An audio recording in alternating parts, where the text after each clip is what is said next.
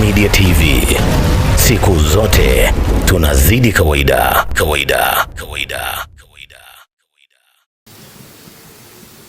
Nayo ni namna gani tunaendelea kujipanga kuhakikisha kwenye vituo masuala ya uhamasishaji yanafanyika na kwenye kazi ya jamii na kupitia mbinu nyingine. Na eneo hili viongozi ni swala la data, takwimu zetu kama nilivyotaja, na yenyewe ni swala ambalo tunatarajia tuweze kuligusia kwenye mafunzo haya.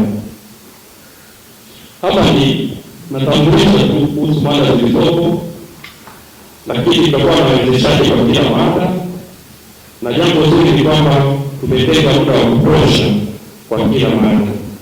Kwa hiyo sio kuona mwingine unaweza kutaka mlipuko uje kusudi tufanye mass campaign. Tafsiri yake kuna kitu akienda sawa. Kwa hiyo mimi naamini kwamba mafunzo kama haya yatatusaidia hasa sisi DMOs na RMOs, dawa makatibu wetu. Tunaenda baada hapa tunaenda kwenye budget, planning budget. Are you seeing these things as sensitive? Hii component itawekea uzito wake, kwa sababu magonjwa ni swala la national security agenda. Hata ikitokea outbreak wakaja kufanya assessment, wataona kabisa kulikuwa na all measures, all resources zilikuwa allocated. Mara nyingi ukienda kukuta kuna shida ambayo utakuta hata resources zile outreach hazijafanyika, kila kitu hakijafanyika. Inaonyesha sasa toka mwanzo kwa kuna shida mali. Lakini I can imagine tukitoka hapa baada ya hii mafunzo tunaenda kwenye planning. I don't expect mwaka unaofuata mambo yatakuwa na challenge kubwa, kwa sababu kati ya decision makers sasa tumeongezeka, yuko Rivo, yuko RMO, yuko katibu.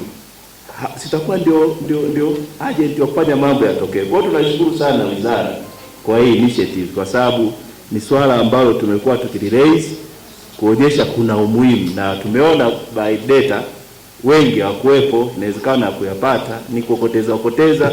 Ukienda karibu na Divo naambia hapa tunafanyaje VVM ongea sasa VVM kumbe VVM. Kwa hiyo itatusaidia kupata taarifa zetu. Subscribe channel yetu ambayo ipo YouTube na ubonyeze kengele, utakuwa wa kwanza kupata taarifa zetu.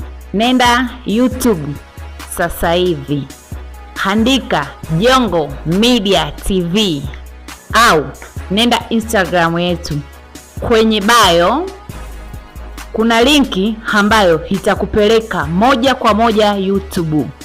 Asante kwa kutazama Jongo Media TV.